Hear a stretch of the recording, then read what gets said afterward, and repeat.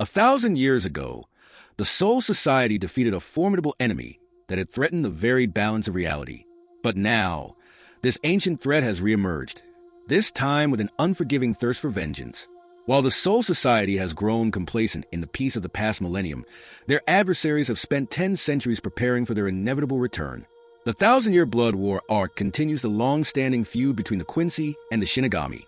This conflict was briefly hinted at during the Substitute Shinigami arc, when Rukia explained how the Quincy were eradicated by the Shinigami.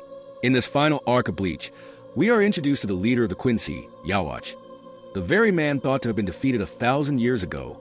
Upon his return, Yhwach wastes no time, immediately occupying Hueco Mundo and declaring war on the Soul Society. We will cover material from chapters 480 to 546, a total of 67 manga-exclusive chapters, as the arc has not yet been fully adapted into anime at the time of this analysis. The story begins with the Soul Society's Research and Development Institute detecting the mass extermination of Hollows. The only group capable of such an act is quickly revealed to be the Quincy. Meanwhile, Ichigo encounters a Quincy named a Burn in Karakura Town. At the same time, masked Quincy invaders infiltrate the 1st Division barracks and confront head Captain Yamamoto, declaring that the Quincy have returned and are prepared for war. During their invasion, the Quincy kill the head captain's lieutenant, Chojiro Sasakaibe. Before succumbing to his injuries, Chojiro attempts to warn Yamamoto about the Quincy's ability to interfere with Bankai, but he dies before revealing this crucial information.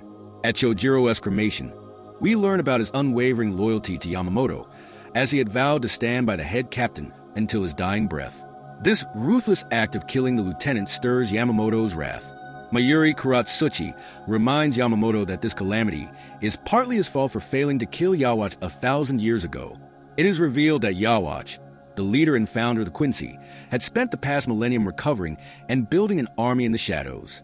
Now, he sets his sights on the Soul Society. Back in Karakura Town, Ichigo activates his Bankai during his fight with a Burn, who attempts to steal Ichigo's Bankai using a Quincy medallion but fails. Shortly after a Burn retreats, Nell arrives, distressed and pleading for Ichigo's help.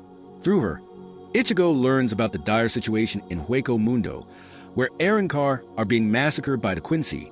Ichigo arrives in Hueco Mundo, where he faces Sternritter Courage Opie, who has been systematically hunting down and killing Arrancar. Despite Courage activating his Volstandic form, Ichigo overwhelms him after unleashing his Bankai. Meanwhile, Yhwach commands his elite Sternritter soldiers to prepare for the invasion of the Soul Society. Although Yhwach had declared a 5-day countdown, he breaks his word and launches the attack prematurely. The Shinigami, prepared for betrayal, mobilize to face the incoming threat. However, they are unprepared for the devastating consequences of this assault. The Quincy, demonstrating their merciless nature, systematically decimate the Soul Society. They exploit the complacency of the Shinigami, who have grown reliant on their Bankai.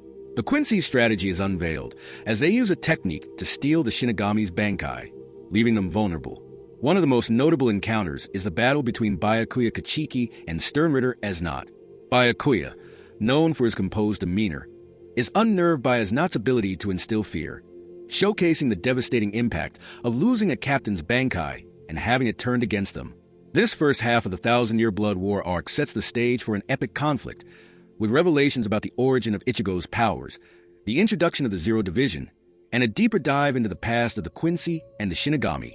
The stakes have never been higher, and the Soul Society faces a battle that will change everything they thought they knew. During the fight, during the Quincy's first invasion, for captains lose their Bankai, Byakuya, Kamimura, Hitsugaya, and Soifun. It isn't long before Ichigo and the others learn about the dire situation in the Soul Society, as Urahara is contacted by the Soul Society's Research and Development Institute. Through them, he discovers that the Soul Society has been attacked by Yhwach and his army of Quincy, leaving the situation grim. After relaying this information to Ichigo, Urahara takes over the battle against Killj, allowing Ichigo to rush to the Soul Society as a ray of hope. Having demonstrated that he is an exception and that his Bankai cannot be stolen, Ichigo's help is invaluable, provided he can escape Hueco Mundo. However, he ends up trapped in a Erasure prison by Killj. While in prison, Ichigo hears the slaughter of countless Shinigami through the phone as he frantically struggles to break free from Killj's ability. At this moment, Ichigo is powerless to do anything, listening to the devastation unfolding in the Soul Society. Kubo conveys the situation's gravity through a powerful page, showing Ichigo standing in the dark, helpless, while hearing Shinigami being either slaughtered or begging for their lives. Meanwhile, in the Soul Society, as Not steals Byakuya's Bankai and uses it against him. In addition, he instills fear into Byakuya's mind, using Senbenzakura Kageyoshi, as fires the Bankai's petals at Byakuya, with the ability tearing his body apart, as reminds Byakuya that he cannot overcome his Bankai with his Shirkai, leaving him in a hopeless situation. There is nothing Byakuya can do. He is then assaulted by an endless stream of blade petals. His body is paralyzed and pushed against a wall, while the relentless attack creates a crater around him, beaten and bloodied. In what appear to be Byakuya's final moments, he apologizes to both Rukia and Renji before his eyes shut, ending his encounter with As Not. From one jaw-dropping, devastating battle to the next, Head Captain Yamamoto enters the fray to protect his subordinates, whom he considers his precious children. The figurative father of the Godai 13 faces off against the Quincy leader Yhwach. When he arrives, Yamamoto finds Yhwach holding Kenpachi's lifeless body. As expected, Kenpachi had charged toward the strongest opponent, but this time, his adversary proved too powerful for him to handle. Yamamoto confronts Yhwach for the first time in 1,000 years. Yhwach remarks that the sight of Yamamoto's angry expression reminds him of their first encounter. Wasting no time, Yamamoto strikes first, but Yhwach evades the attack. In retaliation, Yhwach draws a sword made of rapier. Yamamoto immediately activates his Bankai, Zanka no Tachi. This marks the second time Yhwach has seen the head captain's Bankai. Yhwach wonders if Yamamoto's Bankai has changed over the years. Upon activation, Zanka no Tachi brings a notable change to the atmosphere, causing all moisture in the Soul Society to evaporate. Unohana, Yukatake, Hitsugaya, and Shunsui each comment on the Bankai's overwhelming power. Through Yamamoto's battle with Yhwach, we learn that his Bankai has 4 distinct sections: East, West, South, and North. Zanka no Tachi East allows Yamamoto to concentrate his flames at the tip of his blade, incinerating anything it touches. Not even the Quincy's defensive ability, Blood Vene, can withstand it. Zanka no Tachi West activates upon the Bankai's release. This ability cloaks Yamamoto's body in heat, reaching temperatures of up to 15 million degrees. Only Yamamoto and those he chooses can perceive its effects. In this state, it would be impossible to touch the head captain while he is in his Bankai form. Zanka no Tachi South involves the head captain dropping the tip of his sword into the ground, as he literally calls upon the fallen dead, who had died at the hands of Yamamoto's Zanpakuto. These corpses emerge from the ground and fight on Yamamoto's behalf. Among these corpses, Yuryu is able to recognize his fallen men from a millennium ago. Tragically, these very familiar and former comrades of Yuryu are now restraining him, as the head captain takes a step back to create some distance between them, questioning whether Yuryu regrets not stealing his Bankai right away. He corrects himself, stating that it's not that Yuryu did not steal his Bankai, but that he was unable to. The head captain assumes that the Quincy can only steal a Bankai once they understand its full power. He elaborates that this is a reason why they fear Ichigo, because he has only recently mastered his Bankai, and it is far from reaching its full potential. Similarly, the head captain has not revealed the true form of his Bankai. Even 1,000 years ago, he didn't show his full power. He concludes by stating that this is why the Quincy were unable to steal his Bankai, because the limit of the head captain's Bankai is... Without hesitation, the head captain activates Zanka no Tachi North, the final true form of his Bankai. He appears to have cut down Yhwach as a form of revenge for all of the Shinigami that the Quincy had just taken out. Zanka no Tachi North is a single strike of concentrated heat. Anything that this fire touches is incinerated out of existence. After making contact with Yhwach's body, his torso and arm appear to have been completely removed. Yhwach corroborates this, as it seems that he has been defeated. But strangely, after the head captain undoes his Bankai, he witnesses the fallen Yhwach appearing to apologize to him. It is here that the head captain realizes that he wasn't facing the real Yhwach, but rather a doppelganger. The head captain had instead defeated a Sternritter called Lloydroid, who is able to imitate the memories, form, and abilities of another. The head captain turns around to see an explosion erupt from his first company barracks. The real Yhwach appears before the head captain. We learn that while the head captain was preoccupied with the Sternritter Lloydroid, the real Yhwach had gone to the underground prison in order to recruit Aizan into his ranks. It would appear that Aizan had declined his offer. Yhwach proceeds to steal the Bankai of the head captain. He states that it's not that they can't steal his Bankai, but that the head captain's Bankai was too powerful for an ordinary Sternritter to handle, explaining why Yhwach is the only individual who can hold and contain the head captain's Bankai. Yhwach then summons a large rapier sword. He bids farewell to head captain Yamamoto as he strikes him from across his shoulder down to his torso. After the top half of his body falls to the ground, Yhwach refers to the head captain as pitiful. In a final desperate attempt to fight back, the head captain grabs onto the cloak of Yhwach. Yhwach then cuts Yamamoto's arm off as he steps on his head, stating that he is foolish. He questions why the head captain didn't heal his left arm after his battle against Aizan. He could have had it healed thanks to Urihaim's abilities, but he chose not to. Ultimately, it was because of head captain Yamamoto's stubbornness. He didn't want to rely on a human being. Even during the Soul Society's battle against Aizan, he was concerned about involving Ichigo in their battle because he is human. In the end, the head captain had shouldered the burden of the Soul Society and the human world onto his back, and he had decided to stand before Yhwach. But ultimately his efforts were futile, and he ended up dying. Yhwach explains that the head captain had become weak due to his own stubborn ethics and morality. Yhwach states that the original Godai 13 was a group of bloodthirsty killers, and this is exactly what had made them so feared. They were far from the noble guardians of the Soul Society.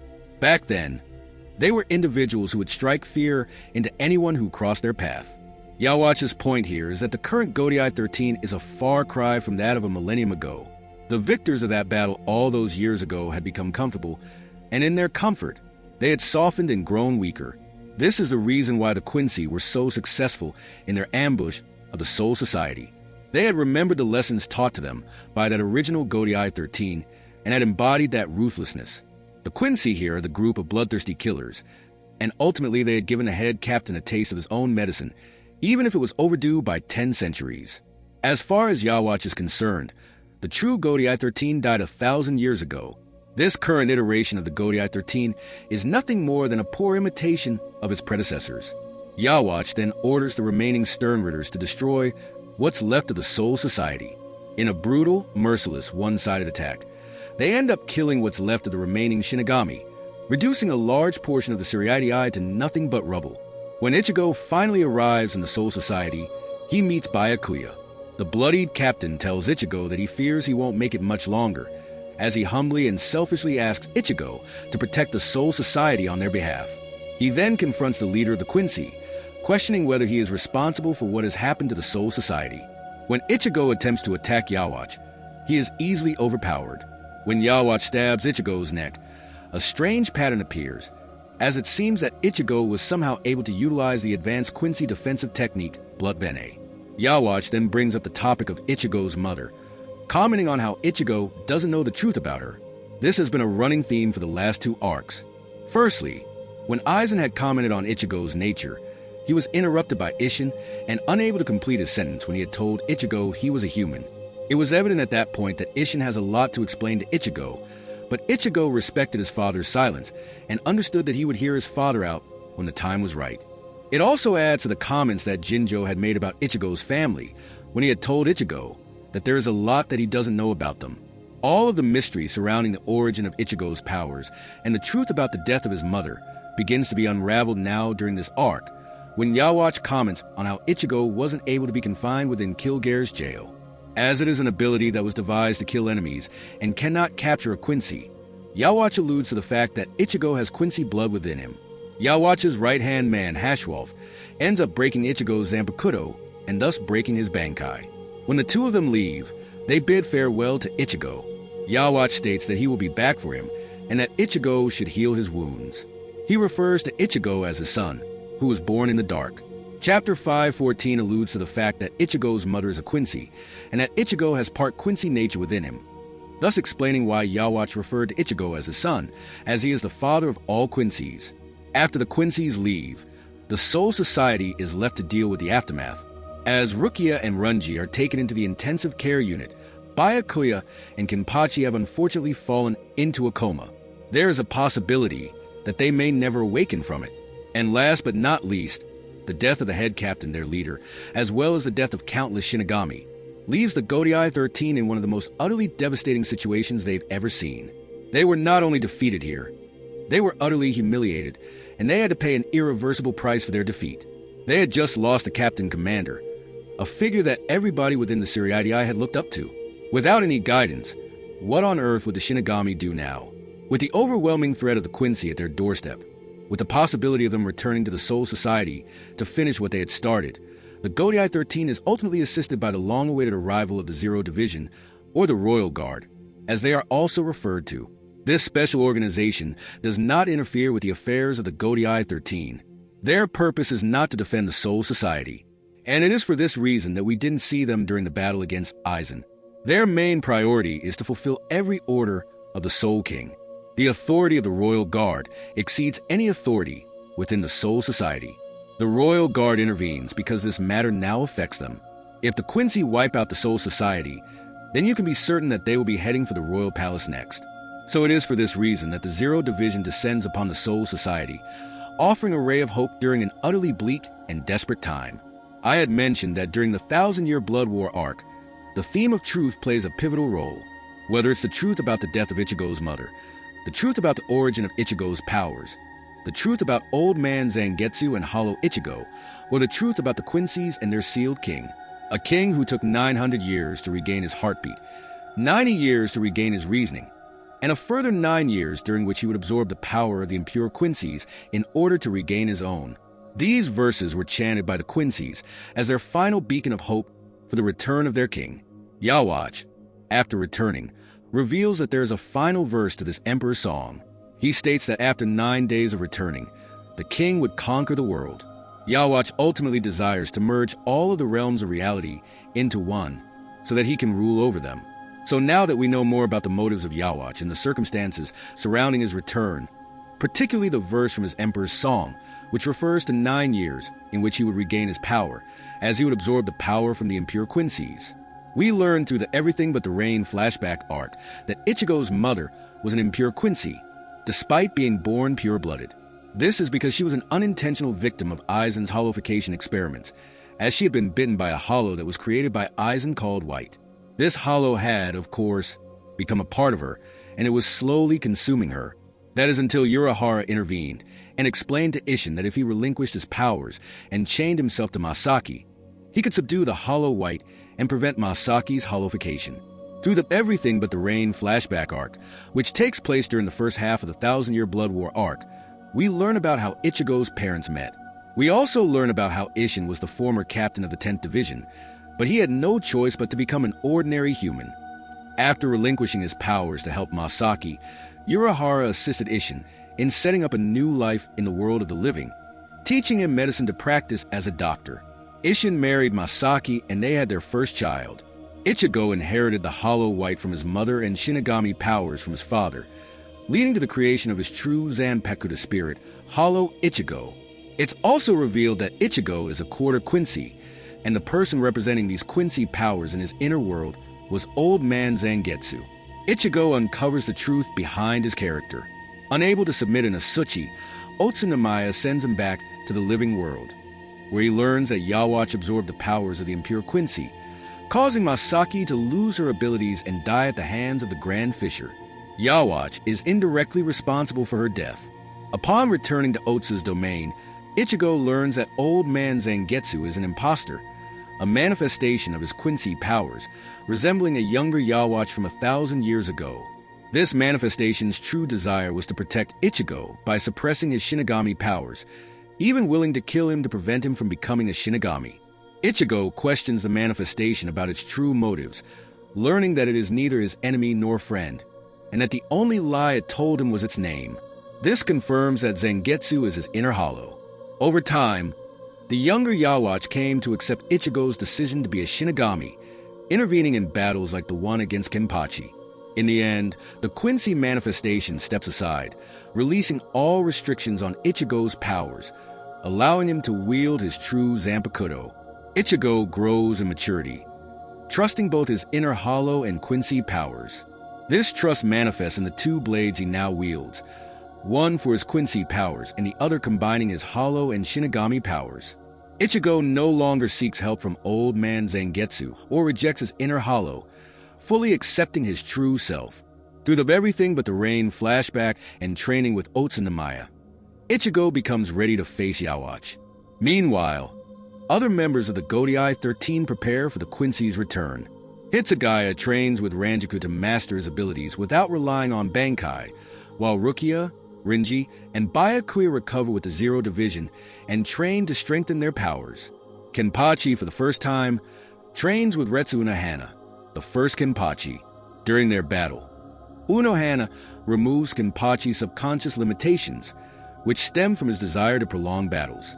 This explains why Kenpachi grows stronger after every fight.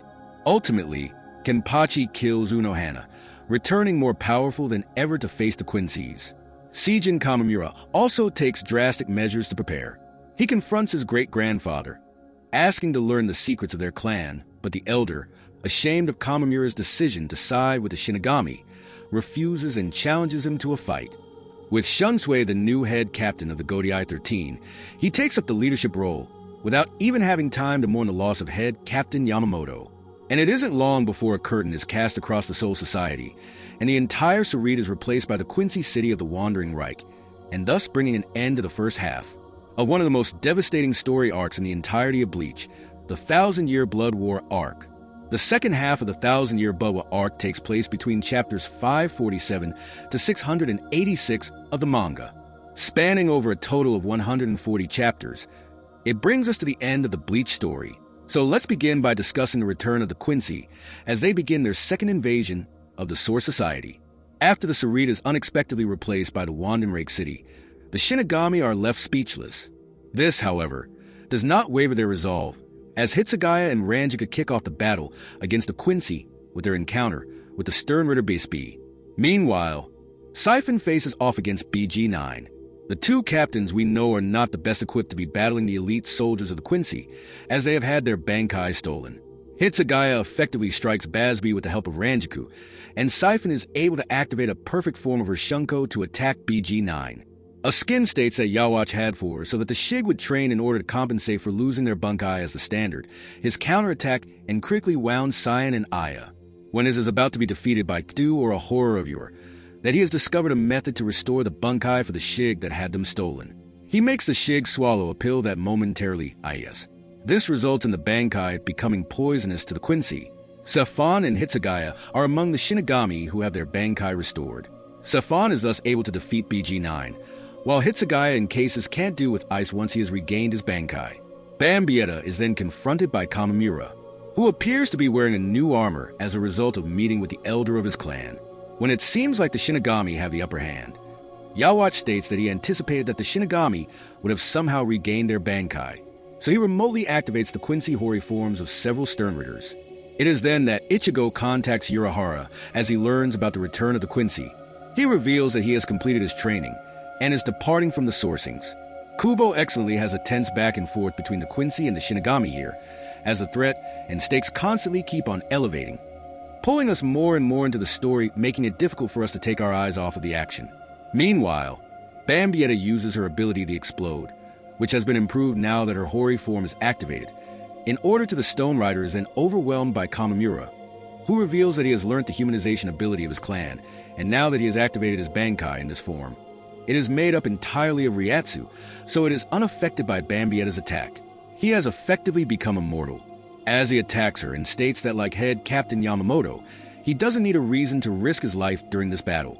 He is following in the footsteps of the late head captain, who he had admired and respected so much. Their battle comes to an end when Kamimura strikes back. Bambietta, who ends up self-destructing because of her own erasure. After her defeat, Kamimura sets his sights on Yhwach, wanting to avenge the death of Yamamoto, but he falls to the ground after having used his Bankai in his humanization form, begins to take a toll on his body. His great-grandfather then devours Kamimura's heart, as he then transforms into a wolf, thinking that this is what he deserves for being no different to Tozen, as he too had sold his soul for the sake of revenge, by wanting to defeat the Quincy who had killed the head captain. IBA appears as he reassures Kamimura that he has done nothing wrong, as we conclude Kamimura's involvement within the story arc, and also bringing an end to his character arc. Meanwhile, Mask the Masculine sees Rinji, and Rukia join the battle. The Sternritter, after having brutally defeated Kensei and Rose, is then confronted by Renji, who is able to intervene. After a failed counterattack, Mask is defeated when Renji activates his true Bankai that he had acquired through his training with Ichibai at the Soul King's Palace. Thanks to using his true Bankai, he is able to defeat Mask. Rukia is then confronted by the Sternritter Asnid. He attacks Rukia, stating that he has injected fear-inducing liquid into her, but it appears to have no effect on her. The Quincy finds it hard to believe, as he states that nobody can live without fear, but Rukia reveals that she is able to drop her body temperature, which will freeze the molecules in her body, preventing the fear-inducing liquid from affecting her. She is able to freeze herself thanks to the power of her Zanpekutu, Soda no Shirayuki. After she reduces her temperature to absolute zero, she freezes as naught, but the Stone Ritter is able to escape and activates his Quincy Hody form, thus allowing him to make Rukia feel fear through her eyes, as he surrounds her with a wall of fear-inducing eyes. Byakuya ends up killing her, interrupting their battle when he breaks through Asnet's wall and rescues Rukia. He encourages her while Asnet transforms. Despite the change of appearance, Rukia is able to effortlessly defeat the enemy when she reveals her Bankai, Haka no Togame, which freezes Asnet solid. The next significant battle, which takes place between the Godai 13 and the Quincy, is Kenpachi's encounter with Gremi. The Steinritter ends up killing Kensei and Rose. And when he sets his sights on Yachiru and he is about to transform her bones into cookies with his ability the Visionary, he is interrupted by the arrival of Kenpachi. Gremi transforms his body into steel, but Kenpachi proves that he can cut through anything by easily cutting him. He attempts to drown Kenpachi with water, but he breaks free as their battle becomes serious. Now that Yachiru has left to get healed by Aizan, he is attacked by weaponry created by Gremi, which only excites Kenpachi. The Steinritter then creates a clone of himself and summons a meteor to appear from his imagination. He is getting desperate to defeat the sadistic Kenpachi, who appears to be unfazed by any of his opponent's attacks thus far. Kenpachi then activates his Shurikai Nozarashi to destroy the meteor. He also is able to endure the zero atmosphere of outer space, as well as surviving several explosions. When Gremi begins to get really desperate, he attempts to imagine himself stronger than Kenpachi, but he fails when he realizes that he is not able to envision anyone more powerful than his opponent, thus leading to Grami's body tearing apart after the Sternritter is defeated. Kimchi notices that Yahoo is no longer by his side, as a group of female Quincy begin to gang up and attack him and his division members while he is down. Ichigo then suddenly arrives in the battlefield as he fights off the 4 female Quincy effortlessly. Now, while Ichigo is preoccupied, Yhwach makes the necessary preparations to head towards the Soul King's Palette. Ichigo utilizes a new ability called Getsuga Jujutsu, which destroys Candace Catnip's arm. Several Steinritters then arrive to fight their first of the 5 great war potentials, Ichigo. But then a beam of light from behind them interrupts their encounter as Yhwach begins his ascent towards the Soul King's Palace. It is revealed that he has taken advantage of the path that Ichigo had taken from the Soul King's Palace to return to the Soul Society, and it is because of Ichigo wearing the oaken clothing while falling from the palace that he had broken the barrier between the 2 realms, thus making it easy for Yhwach to invade into the palace. Ichigo is assisted by the arrival of Renji and the other Shinigami, who take on the Sternritters, so that Ichigo can go ahead and confront Yhwach. The Sternritters activate their holy forms and battle the Shinigami, while Ichigo is stopped by Yuri, who is not revealing why he has joined forces with Yhwach. Orihime and Chad then make their arrival within the Soul Society, as they are powerless to stop Yuri, Yhwach, and Hashwart departing for the Soul King's Palace. Quite notably, Ichigo is affected by Yuri's supposed betrayal, but thankfully Chad is present in order to help him to see sense by advising him to follow Yuri. At the same time, Urahara has also finally arrived onto the battlefield, and he begins to devise a method to take Ichigo and the others to the Soul King's Palace, while Yuha, Hashwat, and Yuri arrive at their destination. On the battlefield, the Sternritter Giselle battles against Ikaku and Yumachika. The Shinigami begin to understand how the Quincy's ability, the zombie, works, as she orders an undead Bambietta to attack them. While the Shinigami begin to battle Giselle's zombies, Urahara works deep below the 12th Division barracks, devising a method to fire Ichigo and the others into the Soul King's Palace via a replica of Kakaka's Shiba's cannon. Ikaku and Yumachika are taken out by Bambietta, but before they are killed, they are rescued by the arrival of Mayuri, transcript which forces her to order Bambietta to target him. But the captain easily fights off the zombified Sternritter, ability to explode, which ends up hurting Bambia. Giselle then summons zombified Shinigami from the 11th Division, but Mayuri counters this by summoning his own undead soldiers in the form of the 4 revived Arankar. Giselle then summons her most powerful zombified soldier Hitsugaya. This of course gets zombified soldier the attention of Mayuri, who decides that he can test some of his newly developed drugs on him. He turns his attention towards his fellow captain, as it seems as though Mayuri was taken out by Hitsugaya's Bankai, but he reappears as if nothing had happened. He states that Hitsugaya is feeling the effects of his post-cognition drug, which effectively will stop him from killing Mayuri. When the zombified captain collapses, because of the toll that Mayuri's drug is taking on his brain, he stabs Hitsugaya and releases his Zanpakuto, which ends up paralyzing him, as he injects another drug into him. Mayuri is then confronted by 3 more zombified Shinigami, Ranjaku, Rose, and Kensei, as he then orders his resurrected Aranka to battle them. As he also has the 3 zombified Shinigami be exposed to his post-cognition drug, he reveals that his drug substitutes the blood in their bodies with a liquid that he had created, and this enables him to control their bodies, as he has Kensei stab Giselle through the heart, which appears to have defeated Sternritter. Meanwhile, Byakuya single-handedly takes out Nanana, Candace, and Robert before he encounters Hisagi, who is under the influence of Pepe's the Law. Byakuya is able to take out Hisagi, but Pepe takes control over Zenbin Zakura. As he has Hisagi attack Byakuya with his own Zanpakuto, we learn that Pepe's the Love is unable to affect Byakuya, which leads him to activate his Quincy holy form, but the Quincy is then surprisingly attacked by Kensei. When Kensei takes out his Seijai and returns Byakuya's Zanpakuto to him, Pepe fails to take control of Kensei, as Mayuri reveals that his resurrected soldiers are unable to feel love, as Kensei takes out the Quincy. Meanwhile, Yhwach has arrived at the Soaking's palace as the battle between the Royal Guard and the Wandenreich finally begins. The Royal Guard intercepts Yhwach and his army. Kirinji activates his Shurikai and attacks the leader of the Quincy, but he is unable to land any attack on his opponent. Senjumaru then joins the battle accompanied with his divine soldiers, but they too are unable to hurt Yhwach. We learn that the Sternritter Nyanza Weasel is the reason behind why their attacks are ineffective, as he uses his ability to wind to move the attacks away from Yhwach, enabling him to effortlessly traverse through the palace as he looks for the Soul King. Meanwhile, Urahara is readying to fight Fire, Ichigo, and the others, as they are nostalgically also accompanied by Ganju, who has an aerial map which will guide them to the Nyanzal, is taken out by Senjumaru, as she stabs him with several spikes that have appeared from his robe. Yhwach then brings out more soldiers and summons his Shud Starful to combat the divine soldiers. And the Royal Guard, Gerard, Pronita, and Lil work together to seemingly take out Senjumaru, as she is shot through Ishit's staff, all live up to their name as they begin to destroy the Soul King's palace. Lil shoots down several buildings, clearing the path for Yhwach, but suddenly the surroundings retreat into lines of fabric as the real Senjumaru reveals herself. She states that Ichibai had been hiding the real palace of the Soul King, as Kiryu Hikkyun also arrives and surrounds the area with a cage of life, which traps the Quincy, stopping them from escaping. Namaya then appears, drawing his Zanpakuto Saifushi, as he readies to battle Yhwach's elite soldiers. Namaya is also able to take out most of the Shoot Staffel, as they don't really stand a chance against the sharpened blade. And when it seems as though Namaya has done enough, defeated Askin, he turns his attention towards Yhwach, but is then stopped by Askin's ability to death-dealing.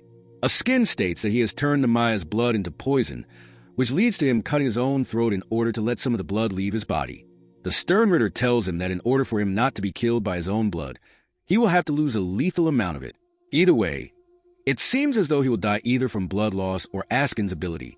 It is once again a back and forth, as it seems as though the Royal Guard had the upper hand, but the Quincy fought back and turned the tide in their favor. This is what the 1000-Year Blood War arc excels at, as it constantly keeps you on the edge of your seat.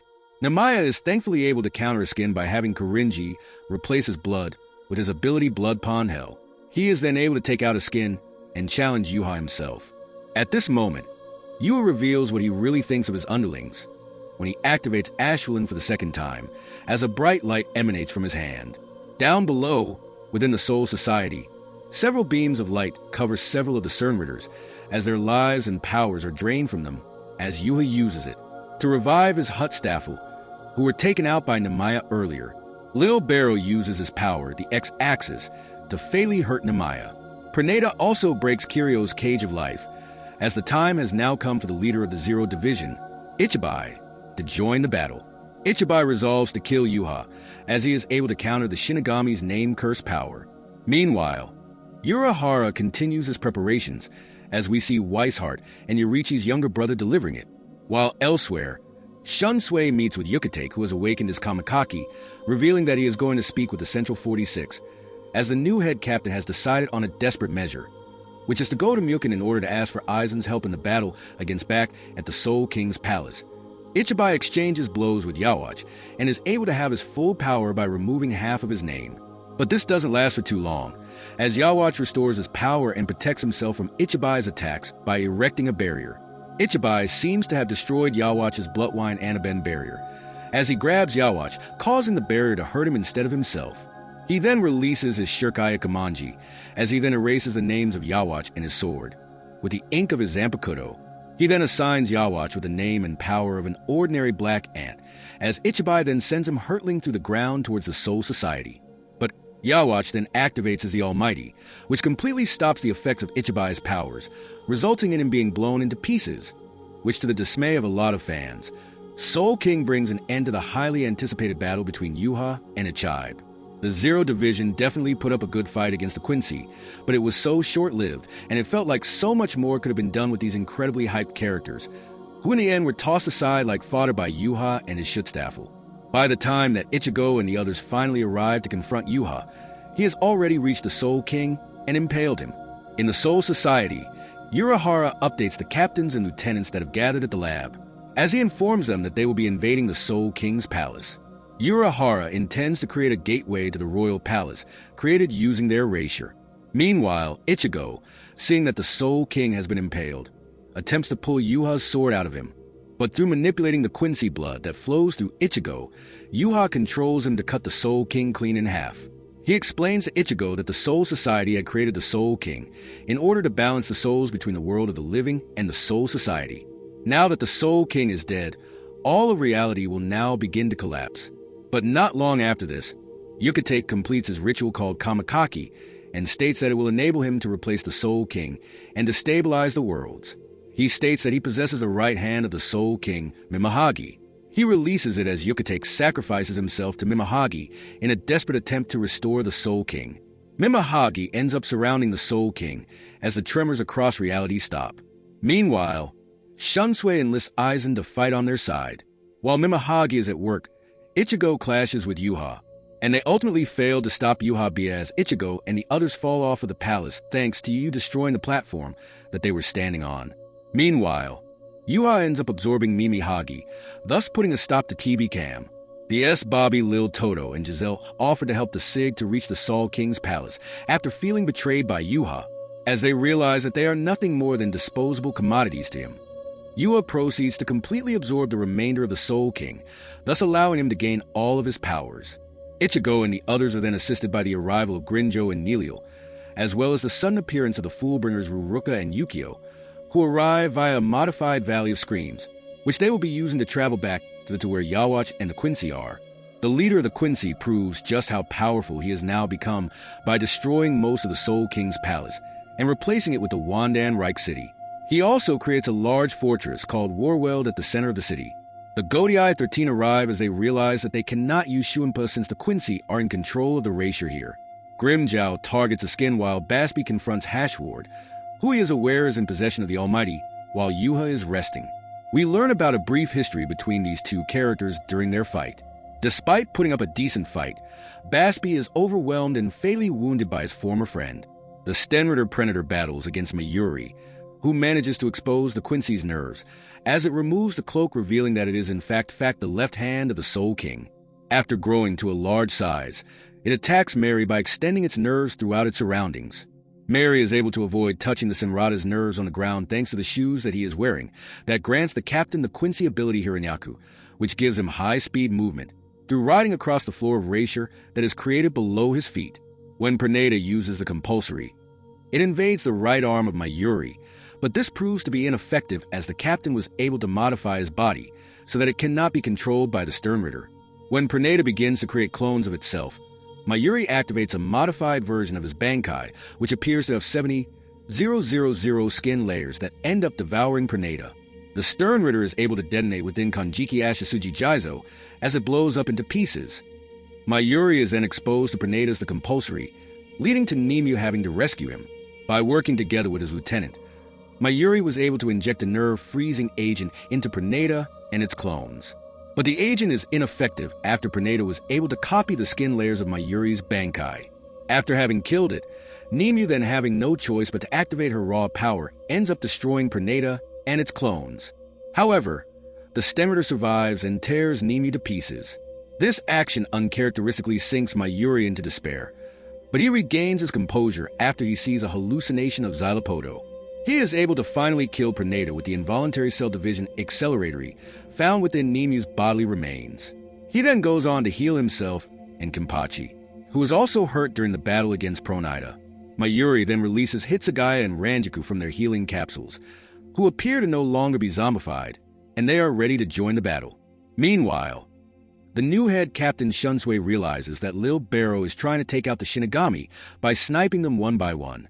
He confronts the Sternritter as he quickly overwhelms his enemy thanks to a technique of his Shirkai. Shuinsue's abilities are fashioned after children's games, but Lil counters by opening his left eye and activating his holy form. Shunsui is left with no choice but to distance himself from the other Godai 13 members so that he can activate his Bankai. After activating the first, second, and third act of his Bankai, they badly injure the Sternritter, as he then uses the final form of his Bankai to blow Lil's head off. When the Quincy survives, he fires his Light of Judgment energy wave, resulting in explosions erupting across its path. Shunsui escapes from the attack and is about to fall unconscious, but he is woken by his lieutenant Nanao. The head captain hides the two of them within Lil's shadow and explains the history of Nanao's Zanpakuto to her, how it has the ability to slay a god. Nanao wields her Zanpakuto for the first ever time, appearing out of Lil's shadow in order to confront the Sternritter. Nanao's blade is able to hurt Lil, as Shunsui supports Nanao as she reflects Lil's attack back at him, causing him to disintegrate into pieces and fall down to the Soritii, where he is ultimately defeated by the revived Izuru Kira. When a skin appears to have taken out Ichigo, Orihime, and Chad, Yoruichi comes to their aid by attacking him with her Shunko Raijin Senkei. After pulling Orihime out of Askin's gift bag, she tends to Ichigo and Chad's wounds so that they can continue forward to confront Yhwach. Meanwhile, Yoruichi and her brother Yashiro battle a skin, a Weston who reveals that he has the ability to control the lethality of any substance he takes in, as well as being able to make himself immune to any attack that has wounded him. Askin takes out Yashiro and poisons Yoruichi with his abilities. But Urahara then arrives to rescue her and injects a drug into her that heals Urahara from the Quince's poison. Yoruichi is then Senkei form, which enables her to alter her Ryatsu 48 times per second, as she is able to overwhelm the skin, who has difficulty keeping up with the fluctuations in her Ryatsu. Yoruichi then succumbs to the poison once the immunizing drug Urahara had used on her wears off. Asin then emerges in his holy form as Urahara is surrounded by the Sternritter's gift ball deluxe. His eyes are destroyed by Kin's gift ring as he's about to strike him with several more gift rings. Urahara proceeds to activate his Bankai. We learn that Urahara's Bankai has the power to recreate anything which he uses to restore his eyes and turn the tide of battle in his favor as he overwhelms the Stern. Rider de Quincy amplifies the power of his gift ball deluxe in order to disable him, but Urahara devises a method to open a path for Grimmjow, who is in his resurrection form, to join the battle and tear out Askin's heart. Now that a skin has been killed, the power of his gift ball deluxe further amplifies after his death, resulting in Urahara and Grimmjow collapsing, as they have no choice but to leave the rest to Ichigo and the others. The last of the Schutzstaffel, Gerard, is battling against Byakuya when they're interrupted by Kenpachi, who cuts off his arm, which ends up regenerating. Kenpachi is unable to cut through Jirod's shield, and when Kenpachi is wounded by the Sternritter's attack, he finally activates his Bankai and overpowers him. He transforms into a demonic red-skinned monster who mercilessly beats Jirod to the point that it seems as though he is surely dead. Despite the brutal attack, he survives and activates his holy form. Kenpachi isn't able to put up much of a fight after his arm is destroyed because he is unable to handle the power of his Bankai. Meanwhile, Hitsugaya's Bankai reaches its time limit, which transforms him into this incredibly cool new adult form. Using this new form, he freezes Jared, who survives, but he is then floored by Kenpachi, who surprisingly attacks him, while Byakuya finishes him off by destroying the top half of the Sternritter. Elsewhere, Ichigo and the others learn that Yuryu has been on their side this entire time, as he wanted to defeat Yhwach on the inside by infiltrating the ranks of the Quincy. When he learns that Yhwach is asleep and the powers of the Almighty have been transferred to Hashworth for the time being, he urges Ichigo and the others to seize the opportunity and to defeat Yhwach while he is vulnerable. Ichigo and Orihime arrive to confront Yhwach, who has just had the Almighty returned to him. Ichigo then transforms into a new merged holoform as he appears to have wounded Yhwach after having fired a Getsuga Tenju towards him that is infused with a Grand Ray Soro. But Yhwach deflects the attack as he uses the Almighty to create blades of Reiatsu which injure Ichigo, who is left with no choice but to activate the new form of his Bankai, Tensa Zengetsu. His efforts prove fruitless as Yhwach breaks Ichigo's spirit when he destroys Tensa Zengetsu, explaining that the Almighty has the power to not only save Ichigo, but to change it also. Meanwhile, Yuryu battles against Hashword, who explains how his ability to balance works. While Yuryu explains that his power antithesis can reverse the state of any two people, as he transfers all the wounds that he has sustained onto his opponent. But he is able to use his own abilities to return the injuries to Yuryu. When Hashworth is about to deliver the final blow, he is hit by Yhwach's third Ashwalind, which disables him and ends up killing Jared. Yhwach leaves for the Soul Society just as Rukia and Renji arrive to assist Ichigo.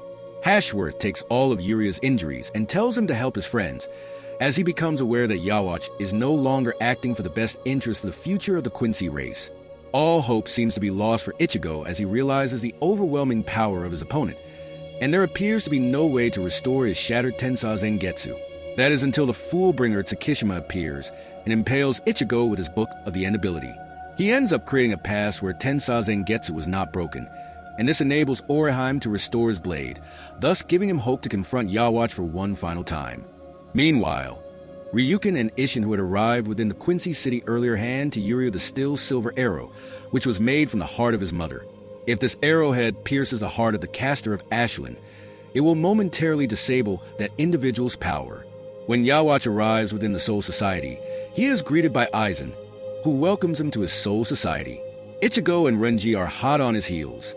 As they journey through the Tongai to stop Yhwach, Aizan ends up being freed from his restraints thanks to Yhwach's attack, and he creates illusions of Renji and Ichigo who battle him. But Yhwach is able to easily defeat them. When he assumes that he has taken out all of his opponents, Yhwach prepares to destroy the Soul Society. But Aizan reveals that Yhwach was under the influence of his illusions, and he had actually been fighting against Aizan this entire time. As Ichigo suddenly appears and cuts Yhwach in half with his Getsuga Tenzo, the leader of the Quincy survives thanks to the Almighty as it reverses his own death. But just as he is about to absorb Ichigo, Yhwach is shot through the heart with the still silver arrow by none other than Yuryu. This disables Yhwach's powers momentarily, giving Ichigo enough time to deliver the final blow. And to kill the antagonist of this story arc, and thus bringing an end to the 1,000-year blood war between the Quincy and the Shinigami, and concluding the Quincy's invasion of the Soul Society. The epilogue of the Bleach manga occurs over the last 2 chapters of the manga, taking place over 10 years after the defeat of Yhwach. Chapter 685 has us catching up with the Soul Society, as we see the Godai 13 preparing for Rukia's captain ceremony, as she is promoted to the captain of the 13th Division. We see that several of the Shinigami had survived the events of the 1,000-year Blood War arc, aside from head Captain Yamamoto, Unohana, and Yukitake. The chapter concludes with the Soul Society's Research and Development Institute being alerted to a Reiatsu appearing, which is similar to that of Yhwach's Reiatsu.